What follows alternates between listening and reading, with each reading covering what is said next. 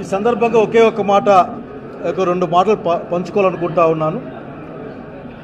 ఈ రోజున ఆంధ్రప్రదేశ్ రాష్ట్రంలో ఎన్డీఏ కూటమి చంద్రబాబు నాయుడు నాయకత్వంలో సత్యదూరమైన హామీలు ఇచ్చి సత్యదూరమైన మాటలు అబద్ధాలు చెప్పి రోజున గద్దెనెక్కిన నేపథ్యంలో ఆంధ్రప్రదేశ్ రాష్ట్ర ప్రజలకు కష్టాలు రోజురోజుకు పెరుగుతున్న కాలంలో ఎన్డీఏ యొక్క ఆర్థిక సామాజిక విధానాల్ని రాజకీయ విధానాలను ఎదుర్కోగలిగింది జగన్మోహన్ రెడ్డి నాయకత్వంలో ఉన్న వైఎస్ఆర్సీపీ పార్టీని నమ్మి ఇక్కడి నుండి ఎన్డీఏ కూటమిని ఎదుర్కోవాలి అనే ఉద్దేశంతో చేరడం జరిగింది।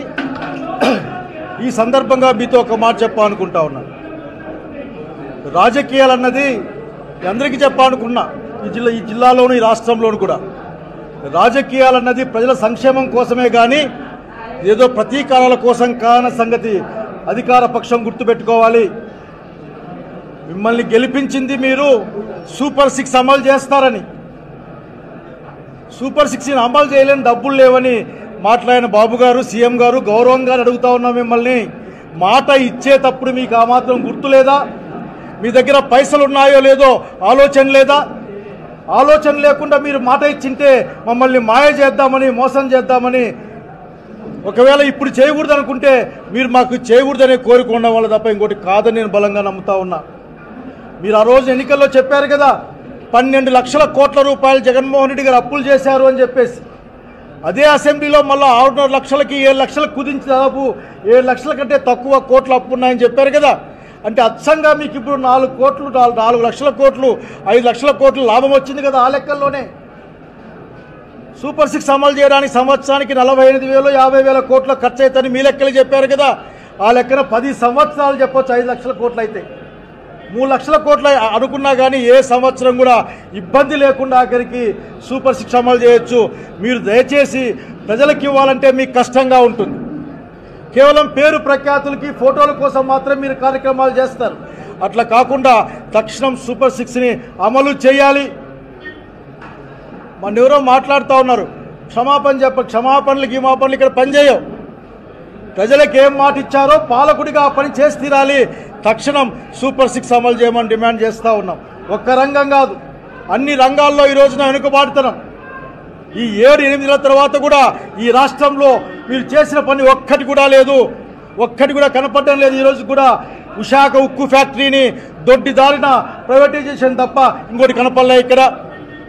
ఆ రోజు జగన్మోహన్ రెడ్డి గారి పరిపాలనలో ఉన్నప్పుడు విశాఖ ఉక్కు ప్రైవేటీకరణ చేయరాదని అసెంబ్లీలో తీర్మానం చేయడానికి కారణానే ఇంతవరకు ఆగిన సంగతి ఇక్కడ గుర్తు చేస్తూ ఉన్నాం।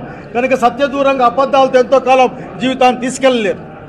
శాంతి భద్రతల గురించి తక్కువ మాట్లాడుకుంటే చాలా బాగుంటుంది అనుకుంటా ఉన్నాయి నాగరికి। నేను ఒక్కటే ఒకటి అందరినీ కోరుకున్న మాట ఒక్కటే, పరిపాలన కోసం ప్రభుత్వాలు ఉంటాయి, పరిపాలన అంటే ప్రజల సంక్షేమం, అట్లాగే సంఘంలో శాంతి, అట్లాగే అందరూ కూడా ధైర్యంగా బతికే ఒక రోజు ఉంటాయి తప్ప భయపడుతూ ఉండే కాలాన్ని తెచ్చే మీ ప్రయత్నం మంచిదిగా అని చెప్తున్నాం। ఎదుర్కోవడానికి వైఎస్ఆర్సీపీ కార్యకర్తల సహకారంతో వాళ్ళతో కలిసి ఖచ్చితంగా మీ విధానాలు ఎండగడతామని తెలియజేస్తూ ఉన్నాం। అట్లాగే ఇంకొక కారణం వల్ల కూడా ఈ కార్యక్రమంలో నేను చేయడం జరిగింది। ఈరోజు ఆంధ్రప్రదేశ్ రాష్ట్రంలో ప్రజల కోసం మాట్లాడాలి। ఈరోజు ఎవరు మాట్లాడినా మెడికల్ కాలేజ్ చూసాం కళ్ళు ఎదురుగా, ఆ రోజున అనంతపురంలో ప్రైవేట్ మెడికల్ కాలేజీగా అంటే ఒక సహకార సంఘం అటువంటి ఒక సంఘం కాలేజీగా మారే కాలేజీని ట్రస్ట్ కాలేజీగా అనంత వెంకటరామరెడ్డి గారు ఆ రోజున మేమంతా ఉన్నాం। అట్లాగే వామపక్షాలంతా కలిపి దాన్ని గవర్నమెంట్లో పెడితే ఈ రోజున మన పిల్లలు చదువుకుంటా ఉన్నారు, బీదా బిక్కిపోయి వైద్యం చేసుకుంటా ఉన్నారు। అట్లా ప్రతి జిల్లాలో ఒక ప్రభుత్వ మెడికల్ కాలేజ్ ఉంటే బీదా బిక్కికి మంచి వైద్యం వస్తుంది, పిల్లలకు చదువులు వస్తాయి, ఎస్సీ ఎస్టీ బీసీ అలాగే పేదలకి ఫీజులు ఎక్కువ లేకుండా చదువు వస్తుంది స్కాలర్షిప్లతో కలిపి। ఆ మాత్రం తెలివితేటలు లేవా? ద్రోహం ఉంది మీ దగ్గర। ఎవరు కూడా భారతదేశంలో మెడికల్ కాలేజ్ సీట్లు మాకు వద్దు, కాలేజీలు మాకు వద్దని రాసిన ఏకైక ముఖ్యమంత్రిగా మీరున్నారు, గమనించండి। ప్రజల పక్షాన సిద్ధంగా ఉన్నాం। మా విద్యార్థి విభాగం నుంచి కూడా మీరు చేయలేరు, ఆఖరికి సాధ్యం కాదు, పులివెందులకు వెళ్ళండి, మెడికల్ కాలేజ్ చూడండి పూర్తి అయిపోయింది, ఒక 10 కోట్లో 20 కోట్లో ఖర్చు పెట్టలేని అధమ స్థానంలో మీరు ఉన్నారని అడుగుతా ఉన్నాం. అల్లూరు సీతారామరాజు మెడికల్ కాలేజ్ ఉంది, అది కూడా పూర్తిగా వచ్చింది. గిరిజన ప్రాంతంలో ఒక మెడికల్ కాలేజ్ గవర్నమెంట్లో ఉంటే గిరిజన బిడ్డలు డాక్టర్లు అవుతారు. అక్కడ ఉన్న పేద గిరిజనులకి వైద్యం అందుతుంది.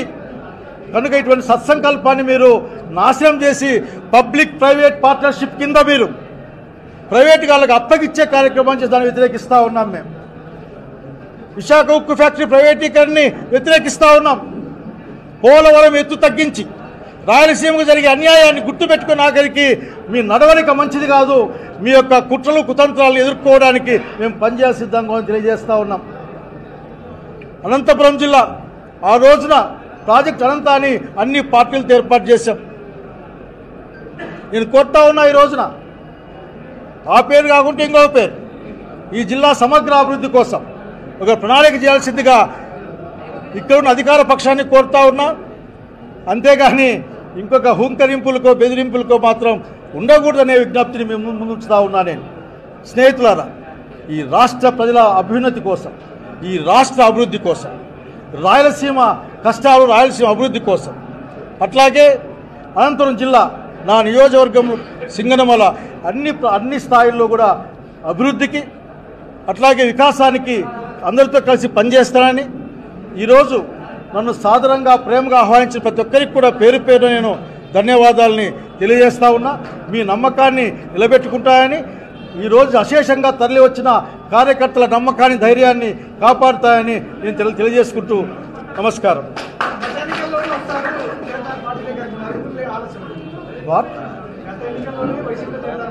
What is I don't know what is your problem brother. ఈ రోజున చేరుదాం అనుకున్నా, చేరాను. కానీ గతంలో బతకడం నాకు ఎక్కువ ఇష్టం ఉండదు. ఆఖరికి గతాన్ని గుర్తుపెట్టుకుంటా, గతాన్ని మర్చిపోను, కానీ భవిష్యత్తులో ఆలోచన పెట్టుకుంటా. వర్తమానంలో బతికే ఆలోచన నాది. సో ఈ రోజున చాలా విషయాలు చాలా కాలం మాట్లాడుకుంటాం. ఒక్క కొత్త స్కూల్ వచ్చింది ఈ రాష్ట్రంలో, ఈ జిల్లాలో. నేనంటే బాగుండదు కానీ మేము కట్టినవి కానీ కనుక మాట్లాడదాం, తప్పేం లేదు. Today is fact.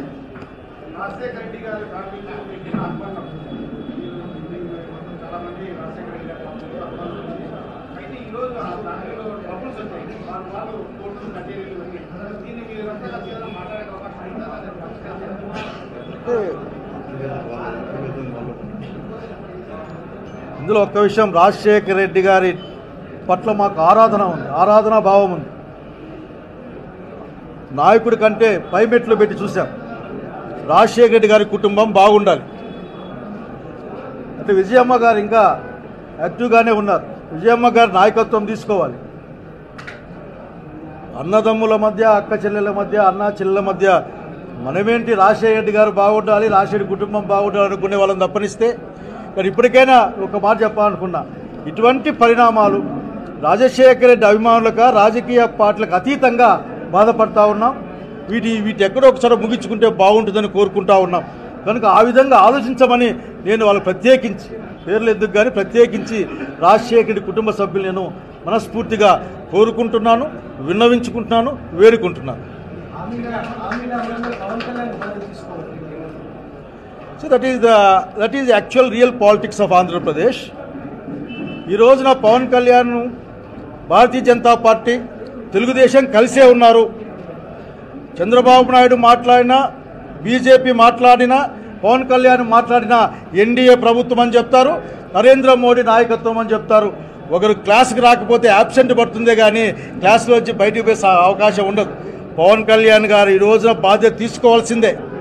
ఎందుకంటే అనేక మాటలు మాట్లాడారు కదా, చాలా పెద్ద మాటలు మన ఊరికి కూడా వచ్చి మాట్లాడారు. ఒక సందర్భంలో అనంతపురం నుంచి పోటీ చేస్తానని కూడా మాట్లాడారు. ఈ రోజున మెడికల్ కాలేజ్ పైన మాట్లాడాలి, ఈరోజు జరిగే శాంతి భద్రత సమస్య పైన మాట్లాడాలి, అరాచకం పైన మాట్లాడాలి, అనేక అంశాలపైన మాట్లాడాలి. మాట్లాడకుండా తప్పించుకుంటామంటే కుదరదు. సనాతనం పేరుతో కొద్ది రోజులు, యాత్ర పేరుతో ఇంకొద్ది రోజులకి కుట్ర మాకు అర్థమవుతా ఉంది. ఈ రోజున దక్షిణ భారతదేశంలో సెక్యులర్ భావాలతో అన్ని మతాలు, అన్ని కులాలు సామరస్యంగా బతికే వాతావరణాన్ని చెడగొట్టి బీజేపీ అజెండా ప్రకారం దక్షిణ భారతదేశంలో వాళ్ళ ప్రాబల్యాన్ని పెంచేందుకోసం పవన్ కళ్యాణ్జీ మీరు పని ముట్టుగా ఉపయోగపడతా ఉన్నారు. షేగువేరా దగ్గర మొదలయ్యారు మీరు. ఎక్కడికి అర్థం కావడంలే. ఆకాశము నుండి శంభు శిరస్సు నుండి గంగ కిందికొచ్చి సముద్రంలో కలిసిపోయిందనే ఒక పద్యాన్ని గుర్తుపెట్టుకోండి. ఎక్కడ కలవబాకండి, మళ్ళీ వెనక్కి రండి, ప్రజల పక్షుల ప్రశ్నించేందుకోసమే నేను ఉన్నా అని చెప్పారు. ఒకసారి 1000, 2000, 5000 చూపించి మరీ చెప్పారు మీరు. కనుక ఖచ్చితంగా ఈరోజు డిప్యూటీ సీఎం నేను డిప్యూటీ సీఎం అని 10 మార్లు మాకు చెప్పారు. మేము మర్చిపోతాం, మేమేం మర్చిపోలే. మీరు డిప్యూటీ సీఎం అనే గౌరవిస్తూ ఉన్నాం. తిరుపతిలో ఆ నెయ్యి టీటీడీ బోర్డు మెంబర్ ఇచ్చిందని చెప్పినా మిమ్మల్ని మేము అనడం లేదు. ఆఖరికి మీరు అదేదో కోవోగివ్ అని మాట్లాడారు. కానీ ఆ నెయ్యి మాత్రం పాపం అప్పటి తిరుపతి దేవస్థానంలో ఉన్న ఆ కమిటీలో ఉన్న సభ్యుడే ఇచ్చాడు ప్రత్యేకంగా భక్తులు అని తెలిసినా కూడా మిమ్మల్ని అనేక సిద్ధంగా లేము. మేము మరొకసారి ప్రాయశ్చిత్త కార్యక్రమాన్ని చేయండి, లేదా తుడవండి, కడగండి అని చెప్పేది కూడా సిద్ధంగా లేం. మీరు ఆంధ్రప్రదేశ్ రాష్ట్రంలో కూర్చోండి, ప్రజల సమస్యల గురించి మాట్లాడండి. మీకు మాకు విభేదాలు ఉంటే చర్చల ద్వారానో ఇంకో ద్వారా తేల్చుకుందామో చూసుకుందాం, వాళ్ళు మాట్లాడుకుందాం అన్నింటినీ కూడా. దయచేసి ప్రజల పక్షాన నిలబడాల్సిన కాలం వచ్చింది. దయచేసి బీజేపీ చంద్రబాబు నాయుడు గారి మాయాజాలంలో పడొద్దని నేను కోరుకుంటా ఉన్నాను.